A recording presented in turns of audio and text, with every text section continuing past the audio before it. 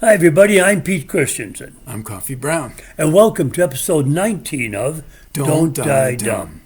We always like to get to viewer letters and viewer emails up front. The first one is something that you should handle. The person said, and I'm paraphrasing here, are you guys really educated on vaccines? If you were, you'd remember all the damage that the swine flu vaccine did years ago. Your That response is to actually a great one for me. So I'm a retired physician.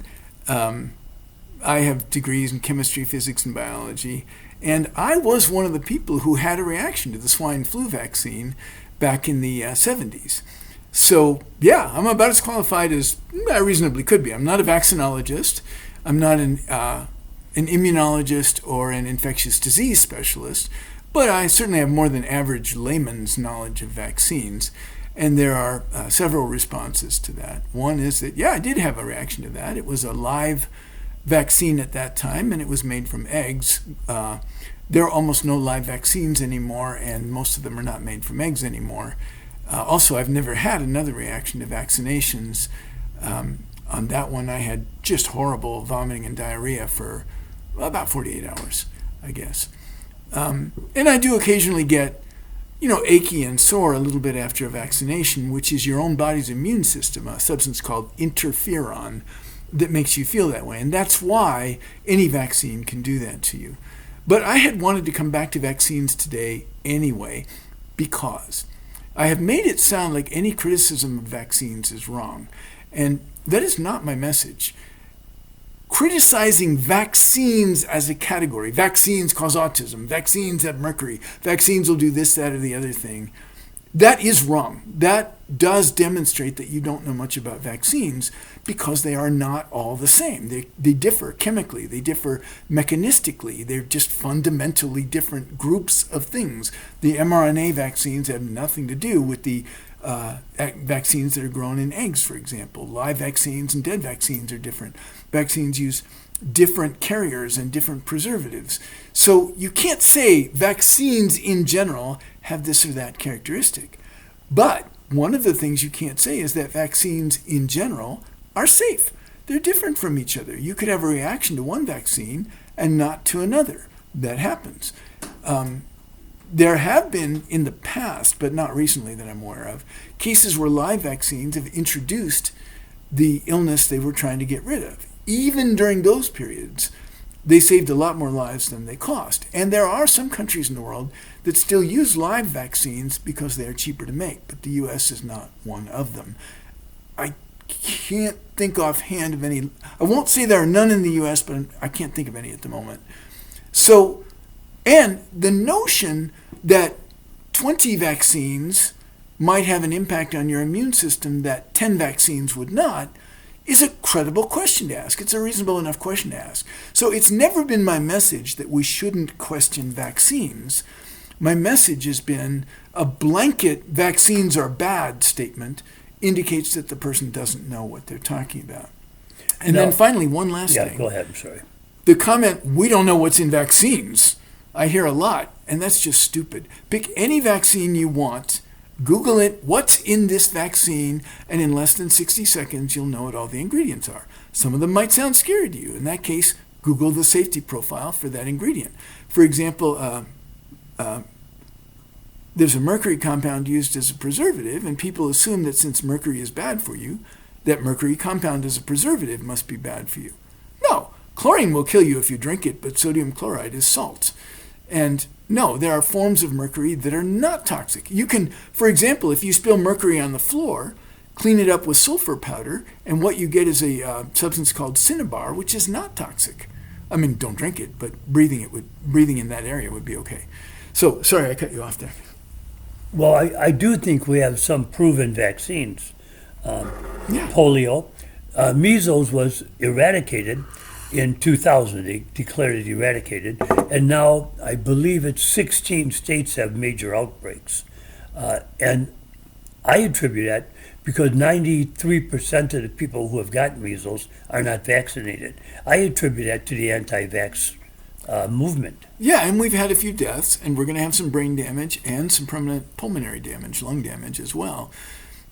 Even the worst of the vaccines, at their worst, think the early days of the smallpox vaccine, still saved more lives than they cost. It is true that in the past, some people were harmed by vaccines in ways that would be very rare now. But even when it was more common, they still saved more lives than they cost. Now, the notion of how many vaccines is too many, does it wear out the immune system or does it make it more robust? That's a question people are actually looking at. I don't know the answer yet. The second comment is something that I absolutely don't remember. They said we were watching one of your very early episodes, and you two talked about sports, and I don't think you two know anything about sports. That is not true. I had the most touchdowns on my basketball team. In fact, I had the only touchdowns on my basketball team. And you should have seen my end zone dance. I don't claim to be a sports expert, but I'm definitely not a sports fanatic. I know people that they're into the gambling thing. They listen to sports radio constantly. That's too much. You remember our grandmothers used to say all things in moderation? I think they may be right in some cases. I will say this, however. I played baseball and football in junior high. In high school, I couldn't. I was supporting myself, so I had to go to work in a factory at night. But for people that are older in this country, you've had a chance to see the best in most sports. The best boxer, Muhammad Ali. The best quarterback, Tom Brady. The best pitcher, arguably either Nolan Ryan or Bob Gibson. The best soccer player, whether it's Pele or Messi, you can't argue that they were probably the best. The best golfer, Jack Nicklaus, excuse me. So we've seen the very best in sports in our lifetime, and that'll change. And the reason is because of improved diet and because of improved practice facilities and safety facilities, we're going to see all records broken over and over. And if you're smart, like someone who congratulates the next guy, it'll be good. If you're not smart, like Gordie Howe, who hated Wayne Gretzky for shadowing all his records, and Wayne Gretzky, don't kid yourself, he's the best hockey player that ever lived. He was resentful of it.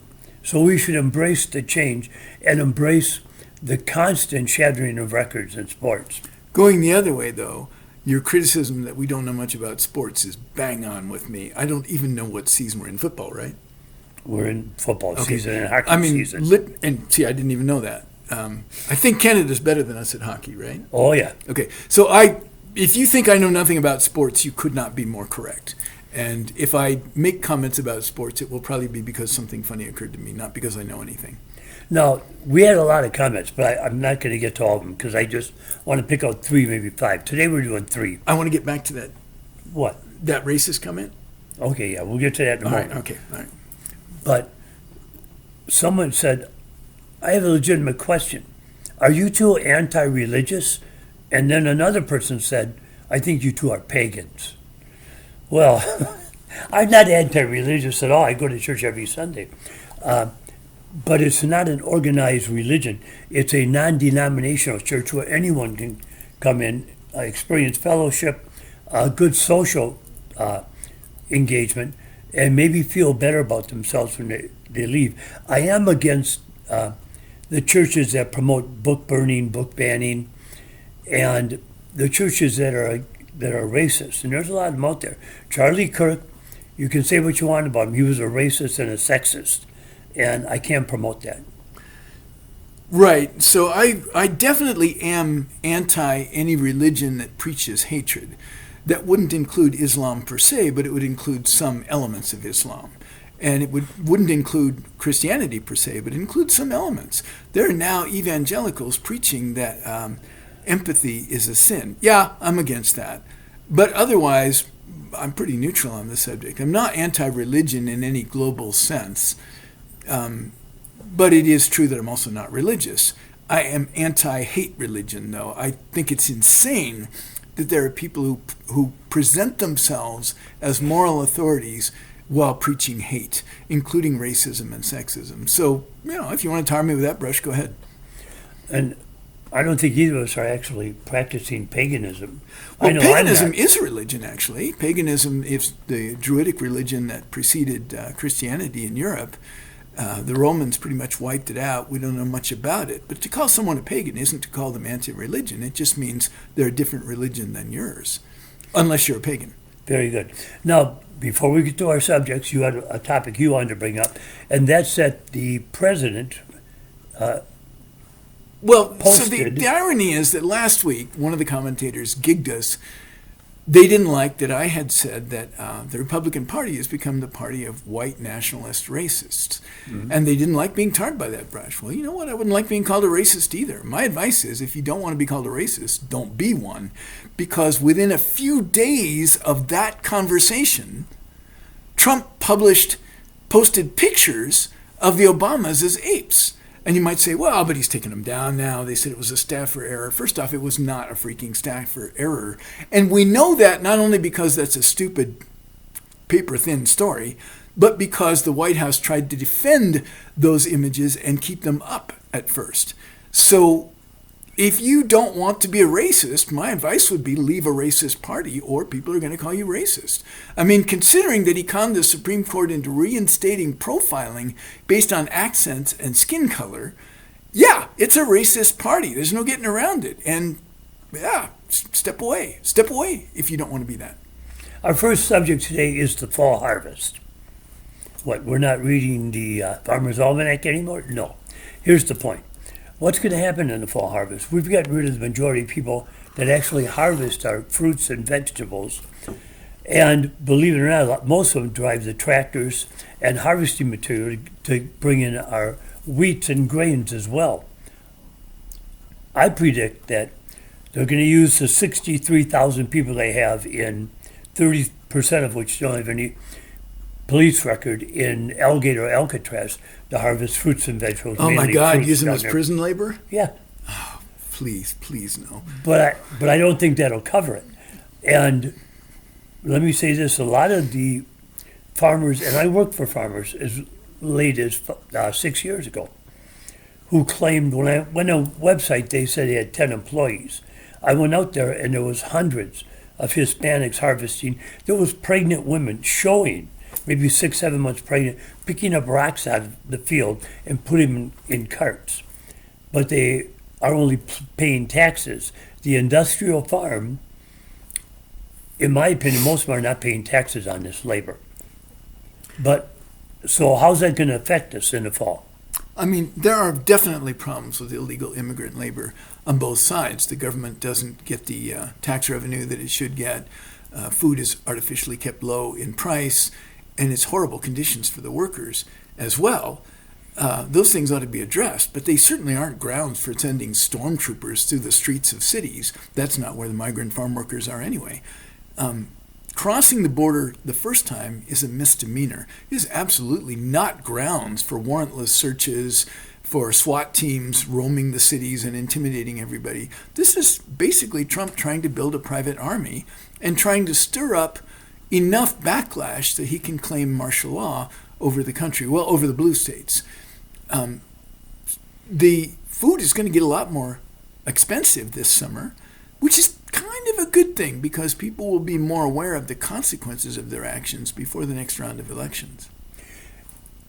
I donate my time in a food bank, and I'm shocked to see in the past we would have a line of people getting food, and you could tell they needed the food.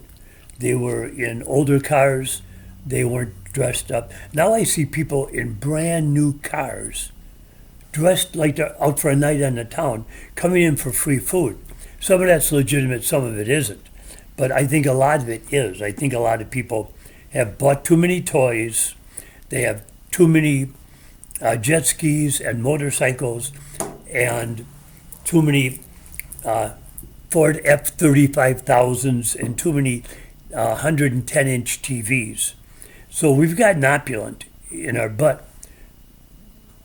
At the end of, in spring, not this spring, next spring, after the harvest isn't fulfilled, when food rots in those fields, then we're going to see the effects of this, and it's not going to be good. So I was in Japan for a while in the early 70s, and I remember being stunned when I went to buy a nice big juicy red apple, and the cost was $4. we're probably going to be looking at some of those kinds of prices again in the near future. So keep an eye on food prices over the harvest season and into the spring, and that should show us some of the consequences of driving out all of this low-cost labor we've been depending on, unless we use the alligator Alcatraz as slave labor, which, now that you've mentioned it, seems pretty credible to me, but I hope we don't do that. Yeah, me too. I was in England, in Ireland, and I went to a salad bar in England, and they had lamb and ham, and I said, can I have that? They said, take as much of that as you want, but if you take extra vegetables, you're going to pay for them because it's limited. Now, if you want to solve the immigrant crisis, in my opinion, do what Canada does. Do what Hillary Clinton wanted to do. Sell them work permits. When I go up to Canada to work, and I've done this in the past many times, I got to pay a work permit. They say, how much you making? I say, I'm making 500. Well, we got 100 of that. You want it or not? You don't want it, get out. You want it, pay for the permit. And if you stay beyond that permit, they come looking for you.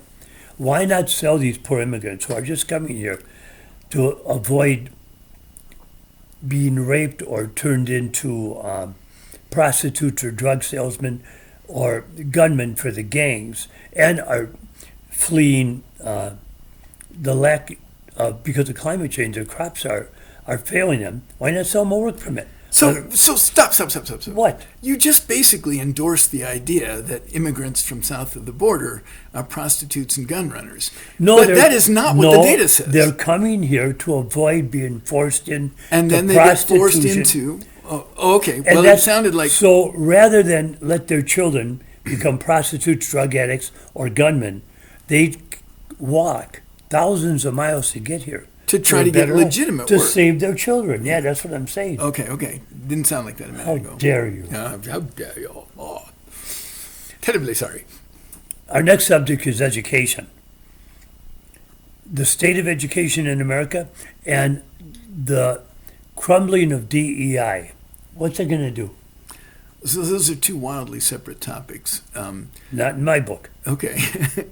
Well, the state of higher education is that the relative value of a degree has diminished over the last generation. I think we talked a little bit about this last time. And that's partly because while everything else, the computers and everything digital, has gotten cheaper, the cost of hiring a professor or a teacher or something has gotten higher. One of the ways that colleges have dealt with this is by hiring so-called adjuncts. An adjunct in my area gets about $5,000 for a full semester 3-unit course, which means they're working for less than minimum wage. If you divide that out, that's terrible. And what message does that send to college students? If you get a degree like I did, you could work for less than minimum wage. You could work for less than a Walmart greeter. It's a terrible, terrible solution. And so you get disheartened, dispirited people setting a horrible example as, educating your college students. So one side of the equation is that universities need to re-emphasize the competence of the students at graduation. It's not about putting a piece of paper in their hand. It's about putting competence into their head. And students need to get that. Now, students won't. They're young. They're just like you can retell to a fourth grader, you can retell the jokes you heard in fourth grade. New college students are always going to think it's about the piece of paper. I mean, they're 17, 18. This is what they know. But colleges and universities need to refocus on competence. And the other thing is nobody should start university until they have the dedication to finish it, because if you get partway through, you get all the bills but none of the benefits.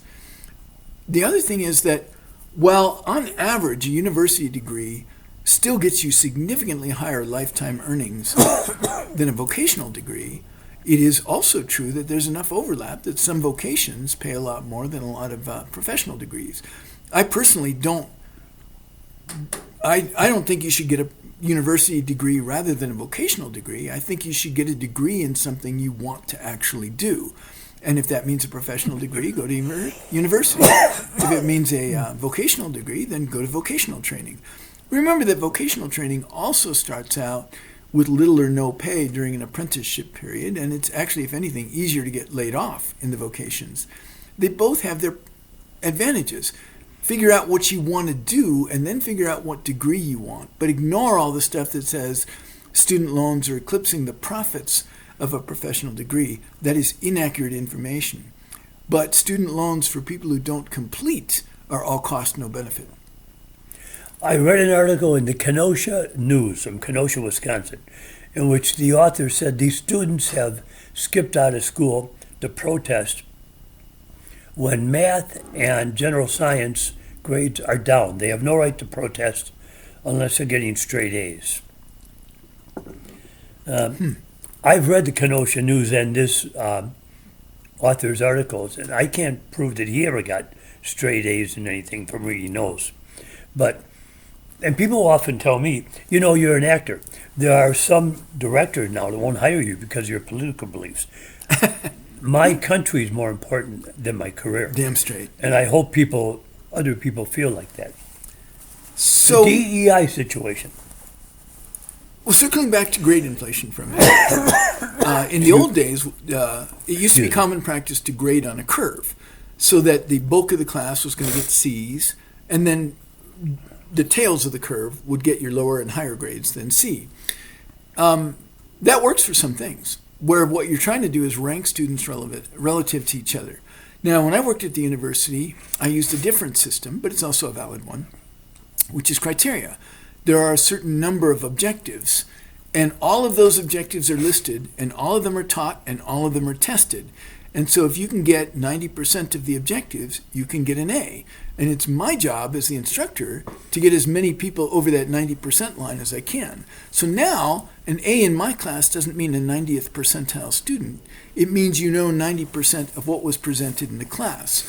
And in that way, we can get more than half the class getting A's, and it's still legitimate.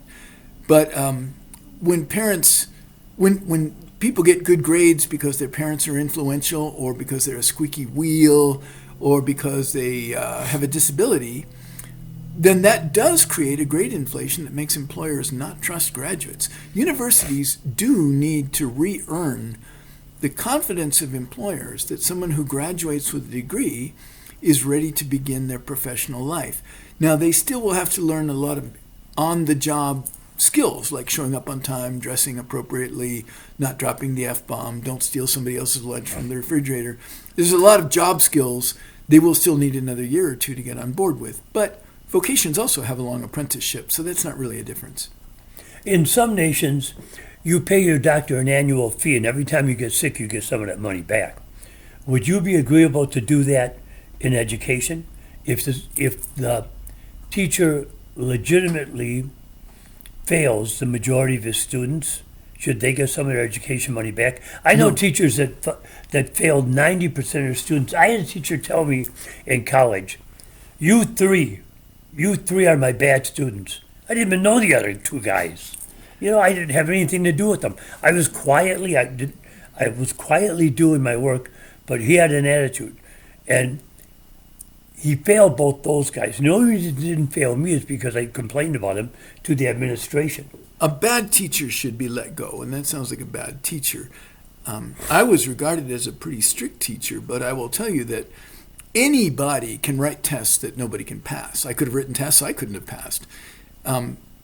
Failing a lot of students doesn't make you a good teacher. Setting the bar high and then getting everybody over the bar makes you a good teacher.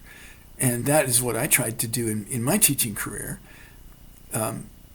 So no, but no, I don't think students should get refunds if they get lower grades. The money they pay is their skin in the game. If anything, it should motivate them. But I do think teachers who are not reasonable aren't good teachers and should be let go. How do we determine that? Well, that's a complicated process, more than we can get into in this podcast, but we know how to do it. Now, has DEI been overdone? Are we letting...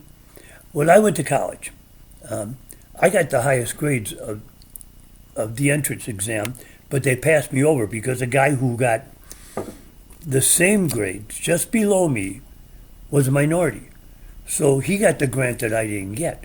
Now, have we gone too far with DEI? Do you know for a fact that he got it because he was a minority? Did they say to you, well, this is a black grant and you're white, so you're not getting it? Yes.